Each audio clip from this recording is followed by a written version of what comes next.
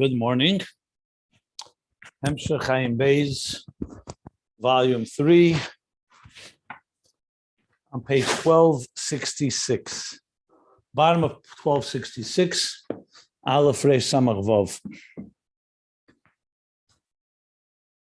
So yesterday we learned a little more detailed breakdown about the subject matter. The difference between a joy that comes in relation to quenching thirst and hunger and a joy of just reveling in the very experience itself, not as a result or connected with something lacking, which essentially would be the difference in avodah and zman hagolus and la'ased love. Where la'ased love, everything gilui lakus.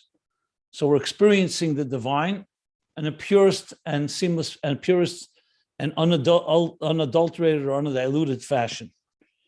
And then there's this, and so that's what he said. Okay,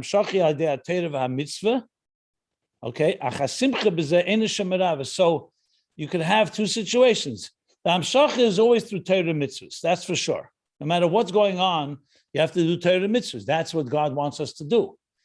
We do it now in a way of simcha because it's the fullest way of doing mitzvahs is when you do it out of love, and love leads to Torah mitzvahs, and you do it with simcha in an expansive way, in a revealing way, in a shifting way that pierces and penetrates and breaks through all boundaries, as we learned. But in simcha itself, we learned two types of simcha. One is a simcha that is still somewhat connected to tam v'das, like he said, the avodah of tam v'das. It's a simcha, not the simcha of tzaddikim. It's a simcha that is connected to something that it relates to the person more, and it could be, as he says, quenching hunger and thirst, but and makes more noise, as he said. It's a what he calls simcha gdel b'yeser, but I'm sorry, but murgish ma'oid. And then there's a simcha, the simcha tzaddikim b'Hashem, a simcha where you're just connecting, like I said, not a result of a lack, but the essential connection between the neshama and lakus, and simchas hanever b'teir itzrus mitzad atzmon, and that's where he attaches himself, like davar echad, becoming one with it, not like a separate entity that's connecting, like we learned on page, what I pointed out on page, that was the davar echad, was I believe, on page 1259, a very important piece about the difference between eating when you're hungry and the hunger is just leading more eating where you're not mamish one with it, or you become completely one with it, where in a sense, when you're one with it, you don't need to eat and drink. Like l'ased love, they won't be eating and drinking because you're one with the source of life. You don't need to eat something in order to satisfy your hunger. And that's, he says, okay, that is mitzvah mitzad atzma, badich tovish zeir asimcha mitzad etzma mitzvah, and not murgish made is built in murgish, and it comes with bittul betachlis, ave betainugim, bittul betachlis that comes after yiras haremamus, as we spoke about, a reverence and awe of the divine, not a fear of punishment or fear of being disconnected, but just the very basking in the presence of something so great elevates you. So both a simcha, but at the same time, an utter bittul. And that's how he explained the Rashi, the interpretation of Rashi, why Rabbi said that it was that he put on tefillin, that tefillin is Yiras Shamayim, is the Shibud Haleva Moyach, where the words he used was in the Gemara, Shemamshalas Kenu, Misharse Alai, that I'm bottled completely, Shibud Haleva Moyach. So the bittul, the simcha is coming with utter bittul, without leaving any room for any unika, for any fall, because a simcha that doesn't have utter bittul could always ultimately spill over into something that's not completely appropriate. Plishtim, even plishtim the kedusha, it looks like he said, as I explained yesterday. And this is b'chlol is the avodah mitzad etzem haneshama, through which we draw down pnimius atzmus ein sof, yichud pnimi, the inner union of chachma and bina, not just the external union that comes through the lower level of simcha, that doesn't have total bittul. And this will be, the true revelation of this will be in the future, and a taste of it in Gan Eden. So we've gotten now an explanation how Gan Eden could have a taste, an experience of tainug atzmi, atzmus tainug, like he said, the question on top of page 1261, and how will neshamas receive it when there's a structure? Because the simcha elevates the whole structure, transcends the structure, breaks through, and not in a way that eliminates, but it elevates it, that it becomes natural for the structure to experience something that usually, that in a regular routine, in the regular structure of ishtalshus would never have experienced. That's what we've learned, and that question is answered. But the Rebbe Rashab is obviously going to go dig deeper now and ask a further question and trying to understand this role of Simcha Shel Mitzvah, because remember, he's going to lead us back to, this is going to start introducing the concept of the Kalim and the Rishimu. He's going to lead us back to Ein Oid, that we transform existence from its very essence. Not just the revelation of the divine existence, but existence itself, the darkness, Laila Kiyom Yer, that he began this whole volume, the idea of transforming existence, that existence itself reveals Elikus. Elikim itself, the letters themselves, the Kalim themselves, not just that the moon reveals the sun, but that the moon itself reveals a higher level of, that Tzimtzum itself is going to reveal the divine. So he's beginning to enter that zone, so just be aware of that. But he's going to do so by asking another question now on this concept of Simcha Shel Mitzvah. But before we continue, which is going to be another subsection in this general section of Simcha Shel Mitzvah, I'll stop if anybody wants just to clarify anything that we've learned till here. Because he's going to move now further into this topic. But it basically has covered what he wanted to say about Ava, the love, the mitzvahs, the Simcha, and the two different levels of love and two different levels of Simcha to sum up what we learned in the last few pages. Okay. So let's continue. 3 lines from the bottom of page 1266. The pages can be found at ayinbeis.com. They're all the PDFs of these, the scans of these pages. Okay. However, we still need to understand. From where does the Simcha Shel Mitzvah, a Simcha that we do with a mitzvah, remember we said we need both Simcha and the mitzvah. From where does it have this power? Ligrem Simcha kol kach ba'atzmus mamish.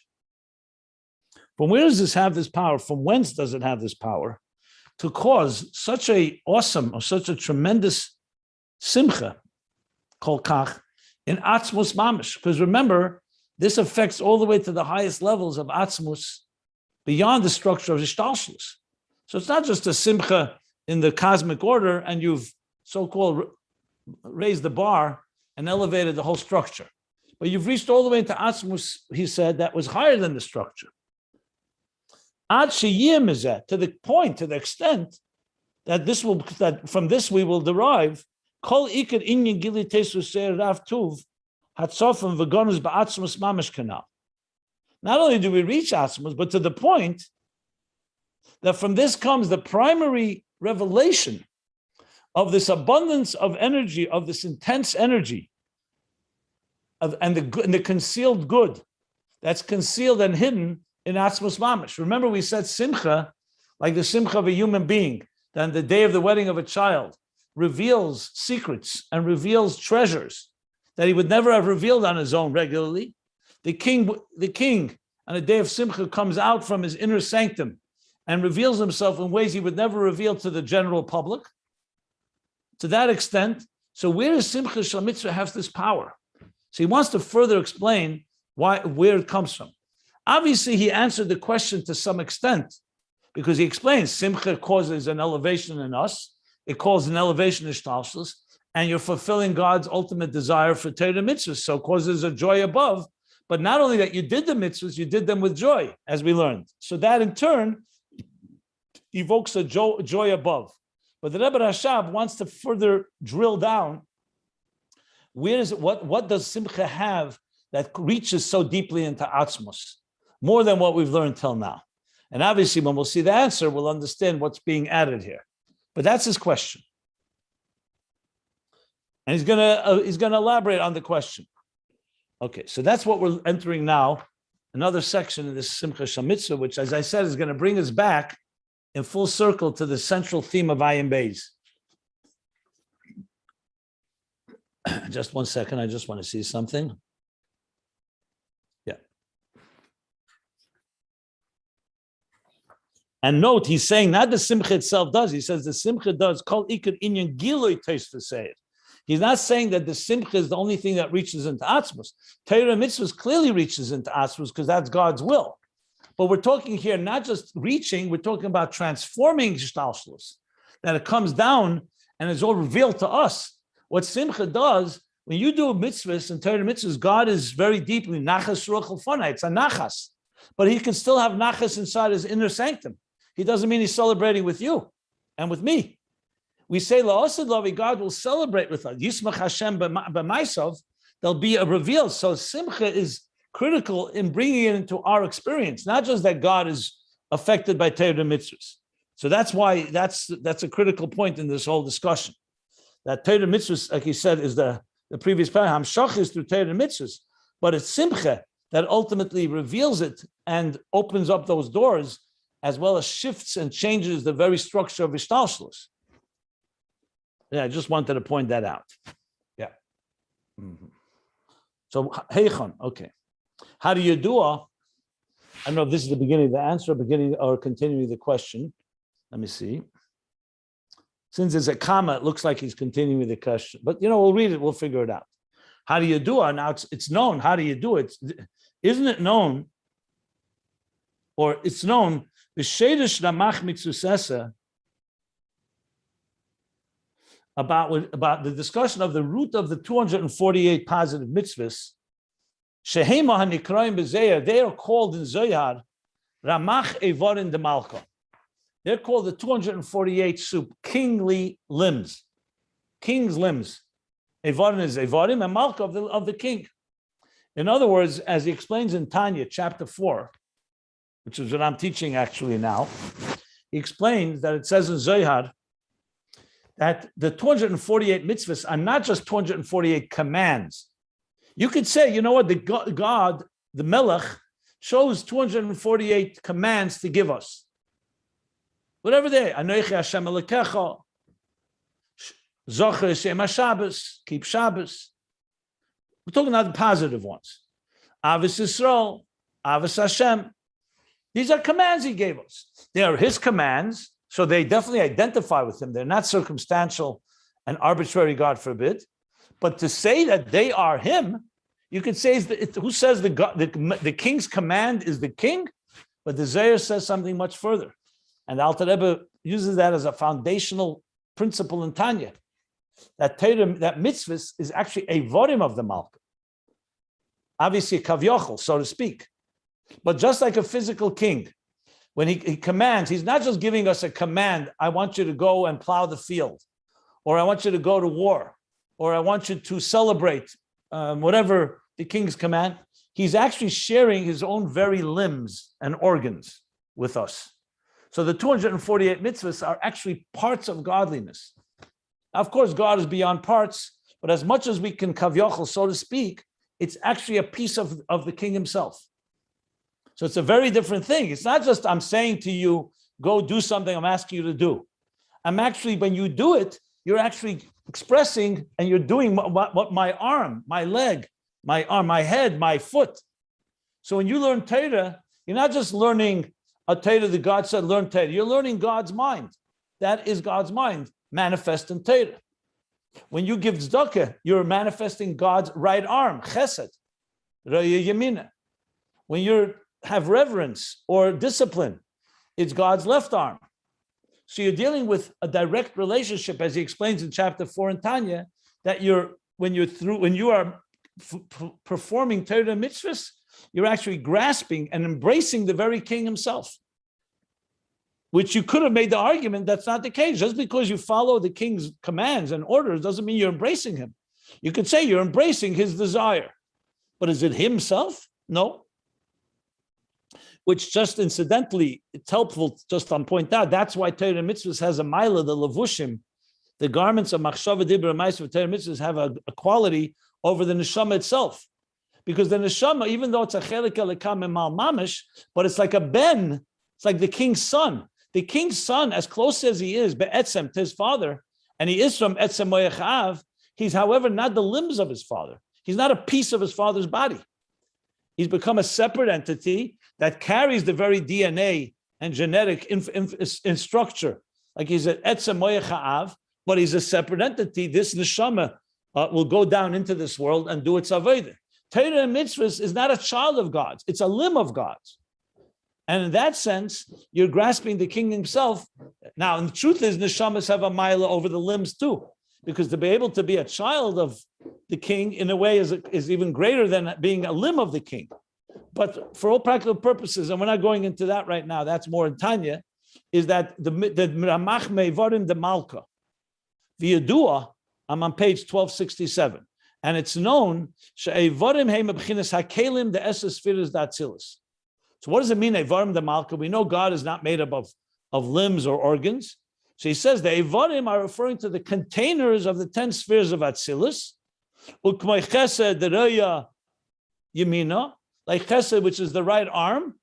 The Gvura, Reya Smala, and Gvura is the left arm. So chesed is a sphera. So the kelim of chesed, of Atzilus, that's essentially the so-called body of God. Let me explain what I mean. I don't mean body. It means it's God's limbs, because these spheres in Atzilus, iyu v'chayu ichad, iyu v'garmu ichad, also the kelim are one with godliness. It's God's basically limbs. It's God's instruments, if you wish. But it's an extension of and revealed. Now, we know that higher than Atzilus, the Eibush is higher than Chochmah and Chesed and Gvura.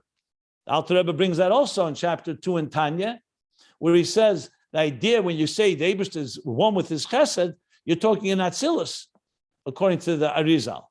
And the Rambam as well, it works, but in Atzilus. Higher than Atzilus, you don't talk about Chesed and Gvura. That's because God is divested of structure. But in the world of Atzilus, that's where you talk about the kelim of Atzilus, that they're one. So Torah, so mitzvahs is essentially the kelim of Elokus. Not outside forces, it's an extension and reflection of the divine. Exactly. This is the that you and your containers are one. What are the containers? The limbs. Just like you are one with your limbs, it's not your garments, it's not your children, it's not outside forces. Your limbs are one with you. So God, who is beyond being limbs and structure, is one with his mitzvahs, the Evarim de Malka, the Ramach Evarim de Malka. Okay. But he's continuing. As I said, I'm not sure if this is part of the question or part of the answer. We'll see. I think it's part of the question, but we'll see. Va'afal gav the iyu v'garmui. And even though this level of you, God, and his garmui, here garmui refers to the kelim. Garmui actually sometimes means skeleton. Garmui means the bones. It actually can mean bones as well. But here he means the kelim, like the kelim which are the evarim. Sheheina kelim the esesphiris. So even though they're one, the kelim of this chadhein, the iyu v'garmui, sheheina kelim the esesphiris chadhein, that God and his kelim, that which are the kelim, are one. Because just like I said, when you put on a jacket or a coat, those are not one with you. You can remove them. But your limbs are part of who you are, your very body. So too the kelim are one with him. But yet, they're not pure, seamless, and unlimited. They limit and define. For example, when you say the right arm is not the left arm. And the head is not the foot. And the heart is not the mind. So in other words, on one hand, the limbs are, yes, one with the body. In this case, one with the kelim are one with Elokus, but they're magbil esa'er. They're containers that define, that limit the eir. V'hainu alpi maimer kavamida. Okay, he's bringing it back to what we speak, meaning that they are subject to the maimer kavamida, to the guidelines or to the order or to the mandate of the kavamida, which measures shemoided medidus ha'eres v'hakelim, that measures the parameters of the energies and the containers. Kamoy mi modad, who measures? In other words, it's subject to the level of measuring. If you go back to that whole piece where he talked about Seder Ishtalshus on page 1262 and 1263, he spoke about the Kav Hamida, that the entire existence is structured in a very fundamental structure. So even though we're talking about Evarim de Malka, which is one with it, but they're already structured like Evarim. Just like we say there are 248 mitzvahs, that's a structure.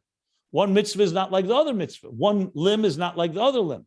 So it's all based on this measure that I just referred to. Like the Seder Ishtalshus that we discussed on page 1262 and 1263. What did we discuss? That a certain measure and limit and parameter was given, a defined and measure and diminished parameter measure was given b'chol shefa, with every flow, me'ilo la'olu, from cause to effect, only rak mebchinas malchus levad. How does that flow work? That each lower level gets from the malchus of the higher level. It doesn't get the entire flow. Malchus of Zah becomes keser of malchus. So the malchus of a higher level diminishes the flow. Everything is based on a gauge and a flow and of how the structure of existence is built.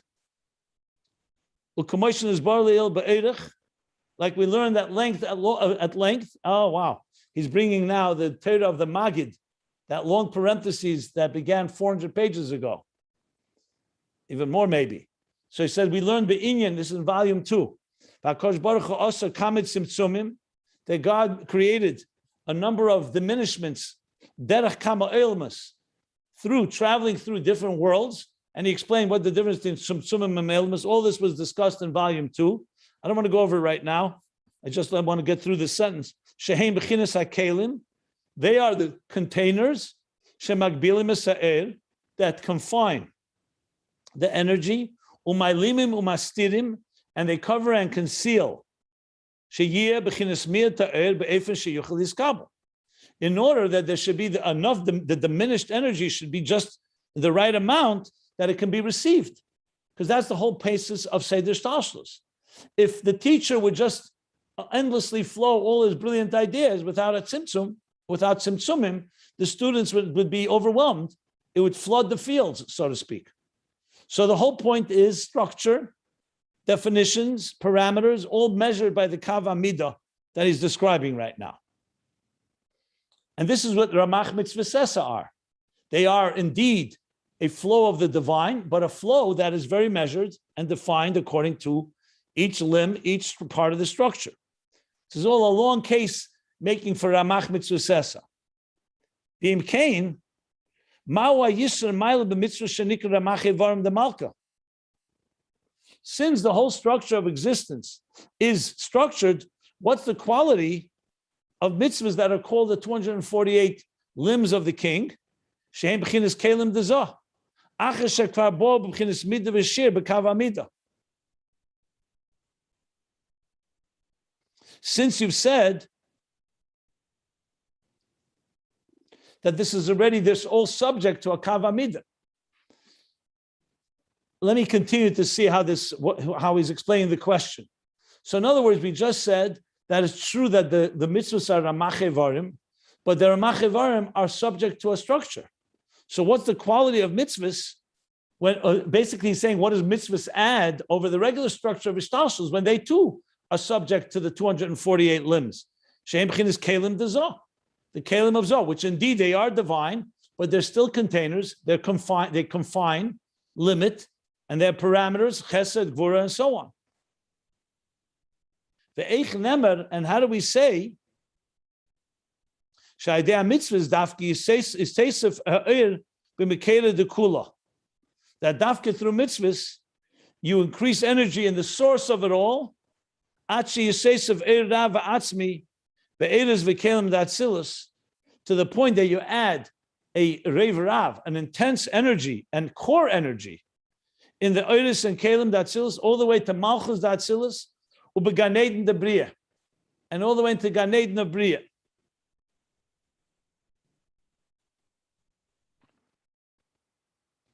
Okay, my understanding so far of the question is interesting. He's like almost upsetting the whole barrel that we discussed. He's saying, fine, you gave me a whole explanation how simcha shal mitzvah is able, and mitzvahs are able to reach into the etzem and so on. But the bottom line is the very mitzvahs themselves, even if you do them with simcha, are all confined and defined by parameters of seder shtalshus. Every mitzvah is a limb. It's true, it's a limb of a melech, but how do you say that through the structure of these limbs, you can increase into the king himself, who's higher than all these limbs? Basically, that's what he's saying. So it's true. It's not like the garments. It's not outside forces. It's the king himself has manifest. His limbs are the mitzvahs, but it's specifically in a structured way. So even with simcha, he's saying, it's true, you can elevate it to some extent, but to go to the etzem that's beyond this whole structure, the whole point of mitzvahs is structure. Imke mawa yisur ma'ila b'mitzvahs. So what's the ma'ila of mitzvahs, since mitzvahs are also defined by structure? And since they already came midah v'shibah kava midah. So how do you say that? Through mitzvahs, in structure, you add in the makera de kula, in the source of everything that's higher than structure. To the point that it comes down into the structure of Atzilus, Eris and Kelim, and Gan Eden of Bria. So I think I'll explain the question better. What he's saying right now is that you explain to me how we can get beyond the structure of Ishtalshus to Simcha Shal Mitzvah together with Mitzvah, because it all rooted there. But at the end of the day, you're not really ending up in a place that's beyond structure. You are still working with structure. Mitzvahs, they're structure. The Simcha Shal Mitzvah, yes, reveals a deeper level of it. But where did you end up in a world of Bligvul when you're still in the world of Gvul? It's true, it's a Gvul of Elikus, because it is a Varim de Malka. But how did you end up in a place where you defy complete structure of Ishtalshus? So those Simcha answered a little about Peretz Geder, but it's still all, you're doing Simcha with mitzvahs. You're not just unbridled, unlimited joy. It's a joy within the structure of mitzvahs. So you've gotten higher than the structure of Ishtalshus, but you really have not. How do you say that when it goes all the way into, that's what he says. You go all the way into Matzmus Mamish, Makeda de Kula. That's what he's saying right now. Okay. In other words, we have not said that we've completely left structure.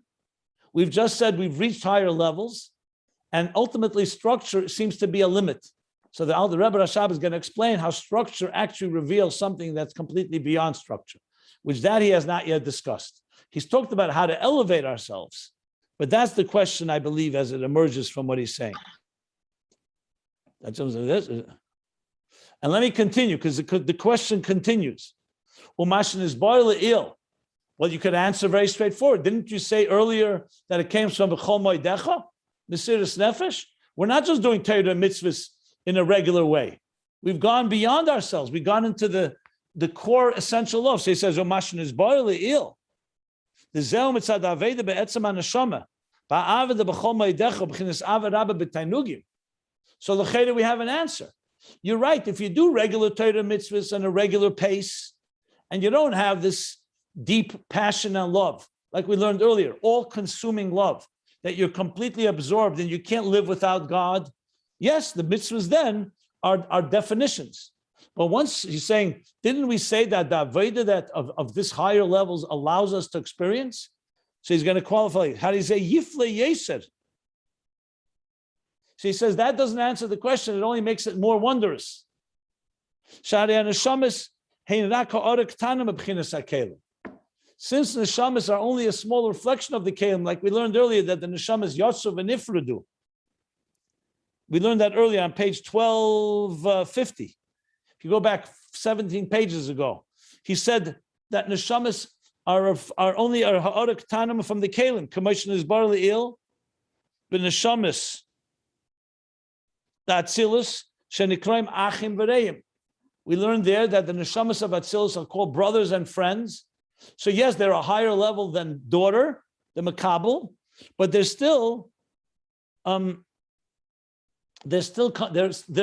come out of the kelim. They're only a reflection of the kelim of Atzilus.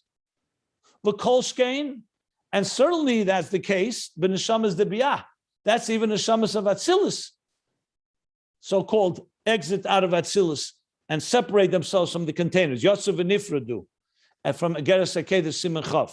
And for sure, neshamas of biyah, shein b'chinas yesh ma'ayin, which are mamish yesh ma'ayin. They're not even Gilead Helm, they're yesh ma'ayin, they're a new entity, a yesh of bria, creation.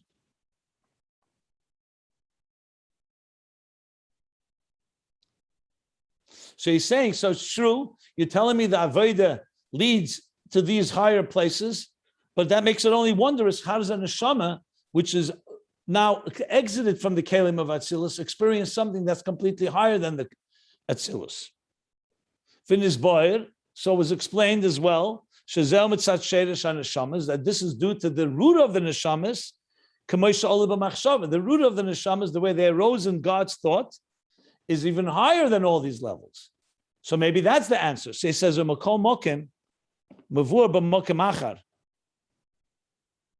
nevertheless, it's explained elsewhere, the b'chol mokem shenidbar b'sheidish haneshamis, everywhere where it's discussed the root of souls, hakolu b'chinas hakelim, everything is still referring to kelim, containers. Even in the root of souls. And this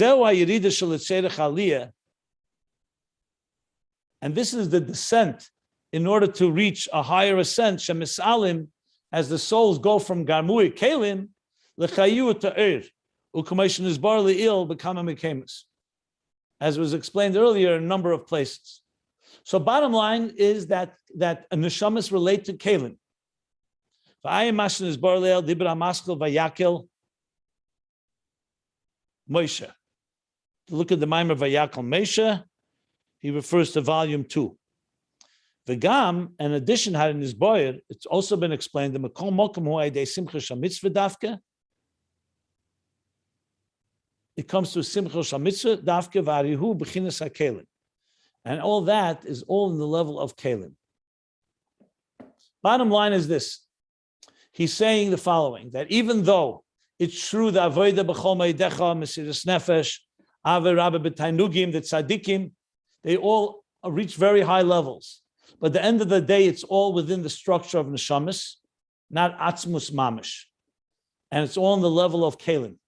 Even the Simcha Shal Mitzvah, he says now, is still within a structure. So yes, it's an elevated structure, it's a deeper structure, but how do you reconcile Kelim, which are structure, and Tzimtzum, and Duta Tzimtzum, with these highest levels of Giluyim? That's what's missing here. You've explained how the containers get expanded through Torah Mitzvahs, through Simcha, through Avis Hashem, Chol Moedecha, the love, they expand, but still they remain Kelim. How do those Kelim connect to Atzmus Mamish, which is completely beyond structure? I believe that's the question that he is presenting here. And that has not been answered. And this is the answer is going to come because Kelim have something that even Ur does not have, because Kelim are rooted all the way in Atzmus, the power to create Kelim, which is a new theme that he touched upon in the beginning of this volume, when he talked about the transformation of Ein Oid, the very Kelim, the very Tzimtzum itself is going to be transformed. But till now, he's been talking about growing, mutfa, murgish, muskel. We start from behavioral, from a child, immature state. We grow, our minds grow, our emotions grow. We grow from subjectivity to objectivity, cognitive emotions, and then cognitive independent. It gives birth to new emotions, acquired emotions. We then connect with Etzem HaNeshama, which is rooted in the deepest levels and the highest levels of Gadlus Abba, where the Yichud Abba ve'ima Pnimim are no longer focused only on existence, on the mides, the Efrechim, the offspring, min ima revetzes al Efrechim, but they're gazing at Arech Hanatik. All that comes Yichud Pnimi of Abba ve'ima, where you become completely absorbed with godliness. La'asad love will be the fullest picture of it, the Simcha Shal Mitzvah, which also explains to us how we expand those boundaries and we can actually transform existence and reveal. But all at the end of the day, it still relieves the kelim of existence are still intact. They've been expanded and they've reached very high levels. But how could you say they connect mamish with atzmus that's completely higher than structure? So there's one final piece that he wants to establish. how the kelim themselves, the structure itself, is going to teach us about the etzem that's beyond structure. That's the final piece of Einoid. So when you say V'yadaita yem v'shavesu levecha ki Hashem Elokim ki Havayu Elokim v'shamayim mimal v'oretz mitochas is all revelations on higher level, lower levels, but it's all Havaya radiating. Ein Oid is going to tell us how the very existence of structure itself is going to reveal Atzmus. So this is going to be quite fascinating, this last piece, where he finishes and ties it all together. That's where we're going here for sure. That's why he's not satisfied. B'chol moedecha, with all its greatest qualities, it's still elevating you into levels that are very high. And he said also, shuv, it brings it back down into kelim. Remember that as well, that the kavon is not just simcha, halah, but to bring it back down. But at the end of the day, where's that final link? Kelim are kelim. And there's a reason they're kelim. You need identity, you need structure. So you've expanded the structure, but we've not destroyed the structure. So then how do mitzvahs, which are in the ivarim, how mitzvahs, what's their maila and their quality? And how do you say that through mitzvahs you reach makeda dekula to atzmi? And even though there's aveda, it's still aveda of neshamas which relate to kelim, because that's what a neshama is. It's a child of God.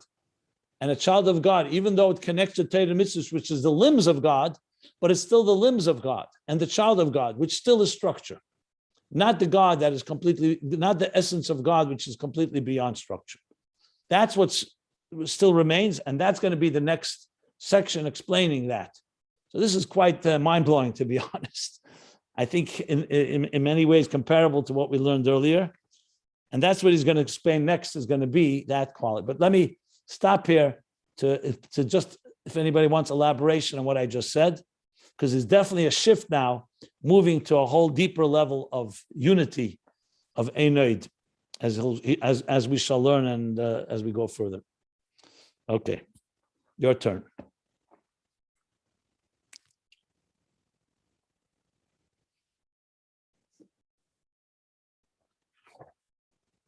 I thought the whole, well, I guess, Rabbi Jackson, I thought we explained how, first of all, I thought the neshama was from the kav, and the body, then the goof is from the keli, the reshimu. And that's not the case? You're talking two general terms. The neshama has elements of oir, but the neshama itself, it says clearly, is rooted in the yotzav and nifredum and a kelim of zod atzilus. That's what it says in Geras HaKedesh. So the neshamas have identity. So yes, compared to the guf, the guf is like rooted in the reshimu because it's complete kelim without any oir. And the neshama is kelim that has oir in it, but it still connects to, that's why it's called a neshama. Like a ben, the fact that the king has, the father has a child, that child manifests in the, and as he said before, the neshamas, as they come downward, they are manifest through kelim. So what part of the neshama has the kav in it? What do we call that in Chassidus? So first of all, it's not relevant to Ayin Beis because he doesn't talk about kav here. So you're bringing something you learned elsewhere, right? You don't see anywhere where he mentions neshama as kav.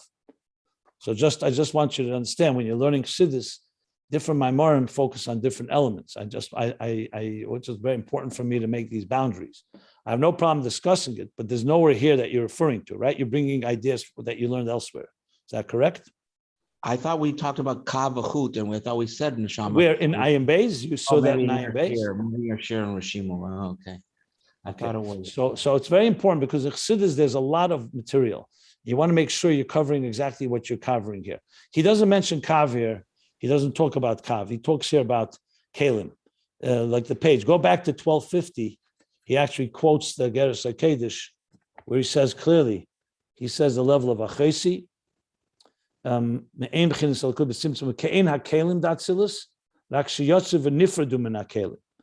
you have to remember, a neshama is not Eir Ein Sof. Eir Ein Sof never loses its connection to its source.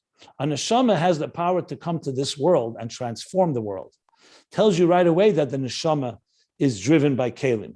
It wouldn't have the ability. A malach can't even do that because a malach is too spiritual. and doesn't have the ability to bring that spirit into some form of structure. So Torah and Ur, they remain above Kalim in a certain way. Well, I can't say completely, but neshama, the whole idea of a neshama is that God is giving the power to an entity to be Elokus Shenasa Yesh, is the expression. This is a very fundamental principle about neshama. That neshama is given atzmizdika koiches, echelik elikam mal mamish, and no question, it's tremendous power. But it's given in a way that separates from the king, enters this world, carrying the very DNA of Elokus, chelik elikam mal mamish, vayipach ba'apav nishmas chayim. But it's all now in a structured way where the neshama manifests in the body, and through Torah mitzvos will draw that Elokus, and that is all through Kalim. That's the key point that he's making here. Does the neshama have the power of oil? Yeah, you say, listen, ner mitzvah v'Torah, ner Hashem nishmas adam. The flame of God is the soul of a human being, so it has an element of flame in it. But the flame is not inside the source of the mother flame. It's so-called separated to be able to come into this world, have free will, and work with the body and the animal soul and the material world to transform it. So the neshama has the highest power of all. It can bring godliness into this world. Torah mitzvahs is a tool to bring godliness, but Torah mitzvahs doesn't have a body of its own. It doesn't have its own ability to dance or to learn. Torah is God's wisdom, as mitzvahs are God's desire and will, his laws. So the neshama comes into this world. That's called in a structure of kalim. It uses Torah mitzvahs to fulfill the purpose. What is missing, what the Rebbe Rashab wants to understand is fine. We reach very high levels, all the way to Ava b'tainugim. He said, Ava mesiris nefesh, Ava rabba b'tainugim, mesiris nefesh b'chol moedecha. That's a manashama. But still, what the missing piece is, what happens to the kalim? The structure of it all. Do the structure of it all just disappear? At the end of the day, it needs to be accounted for. And because it's structure, in a way, how do you explain that that's connected to the atzmos that's beyond structure? When it all is manifesting. It's true. We've expanded the borders, as I said, the horizons. Simcha shel mitzvah peired together. It broke through the boundaries of, say, the shtalshus. But it's still ultimately a simcha shel mitzvah. It's still a neshama. It's still within somewhat the structure, as high as that structure may be. I think once you see the answer, you'll understand the importance of this question. But that's the gist of it. Shkoyach. Thank you. The Einoid, yeah. Like many things, the questions is setting up for the answer. Once we get it, you'll see he's going to explain, it's going to ultimately come down to that the very fact that the neshama comes into structure, into kalim, that has a power of atzmi that's even higher than the highest levels of oyer that are completely devoid of structure. That's what's going to be. Structure basically is going to be rooted higher in beyond structure than the non-structure of oyer. Basically, the sheirish haguf or kalim is going to be higher than the sheirish of oyer, is what he's going to say next.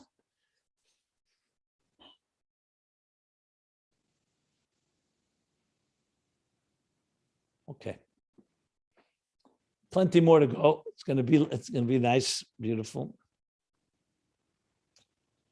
Any other questions? Oh.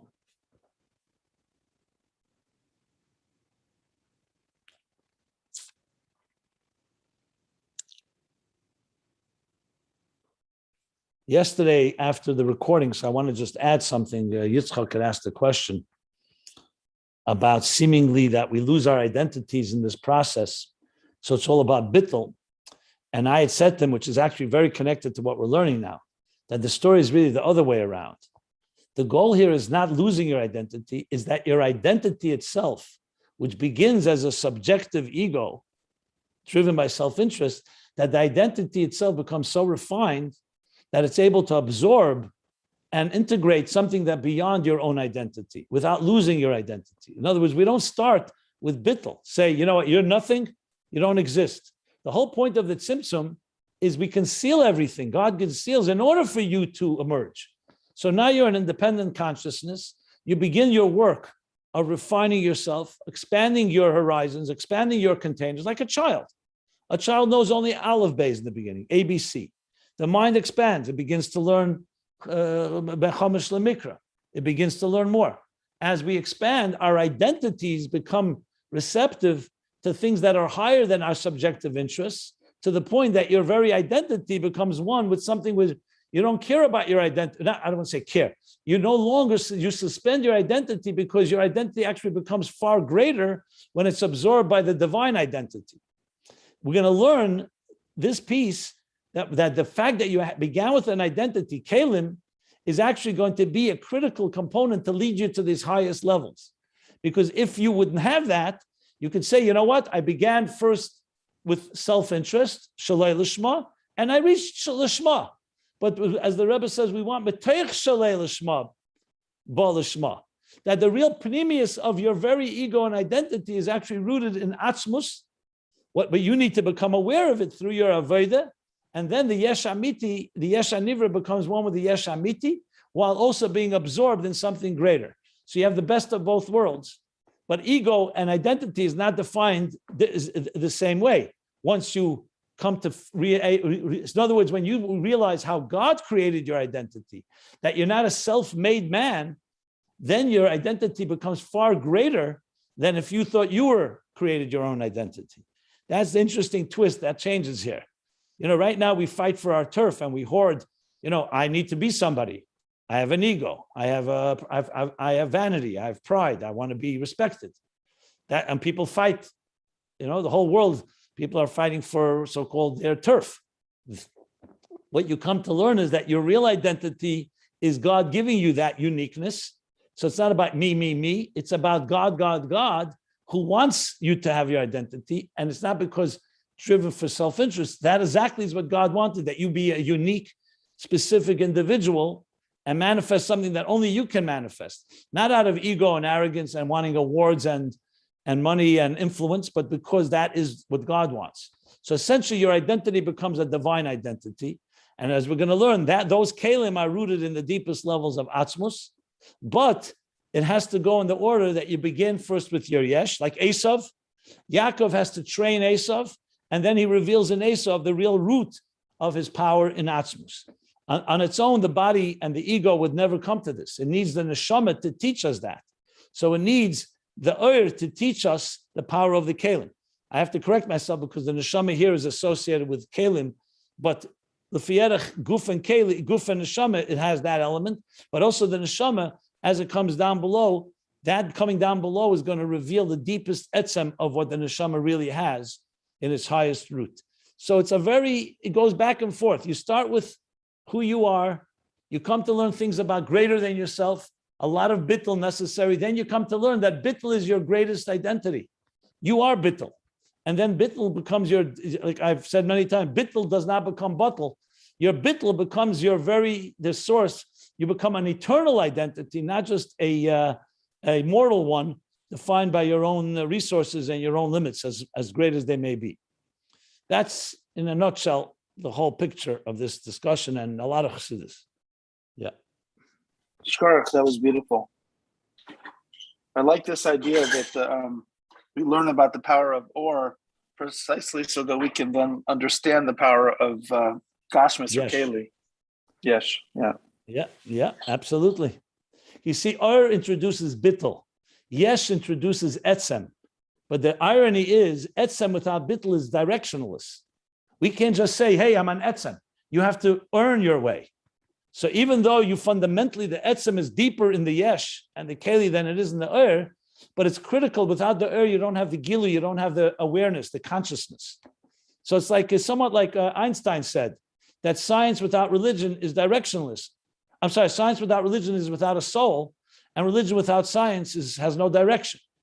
You need the to give direction, but you need the yesh for the etzem, for the very core entity of reality. I mean, that's not exactly what he said, but just as I have a really silly metaphor, but I think it works. It's kind of like, and this is a little bit of lahabdil because it's such a simple metaphor, but it's kind of like when you teach a child how to ride a bike, you put training wheels on first, because if you put the child tries to ride the bike without training, he's going to fall down and go nowhere and hurt himself. So the or comes to teach us how to ride a bike, and once we are buttle and we understand what we have and how to ride the bike, then you take the training wheels off and you can go even faster and soar even further. I don't know. Just came into my mind as you were speaking. Yeah, no, I hear you. It's it can be used where listen, it's almost like, I mean, a more I guess a little more refined example would be where you're a tutor of a genius, someone that you see is going to far surpass you and all the masters of art or music or whatever, but they don't have direction and they don't have guidance yet. They don't have the methodology. They don't know how to play a piano, but you have before you something that is going to, completely change everything. So the educator is being magala and revealing and training the person to be able to use their prodigious talents in ways like no one ever has. But without that prodigy would maybe never really fully actualize, because either he or she would not have the tools or the methodologies, or would be lazy, wouldn't have the basic skills. Like sometimes you just need to know the ropes of how to do something, just the technicality. So you could have a lower oyer, but it's higher than the keli because it's revealing and revealing even in this prodigy, in this genius, something that the oyer itself does not have. Something like that. Sure. It was a great class today. Thank you. Okay, great. Anybody? So we stopped here we're on page 1267 and ended the paragraph. And now, as you see, the next line is going to be be'emes yesh yisun maila b'bchinas hakelim ala eris. And this is going to lead us into the rishimu that I mentioned a few classes back, the maila of the rishimu over the kav. And yeah. I see this is going nicely. And on page 1271, he will go back to Simcha Shal Mitzvah. Then he'll go back to Gan Eden. Then he's going to go back to the beginning of the discussion of reward in this world and the world to come. We have plenty to go, my friends. It's going to be a very exciting journey. That I can tell you.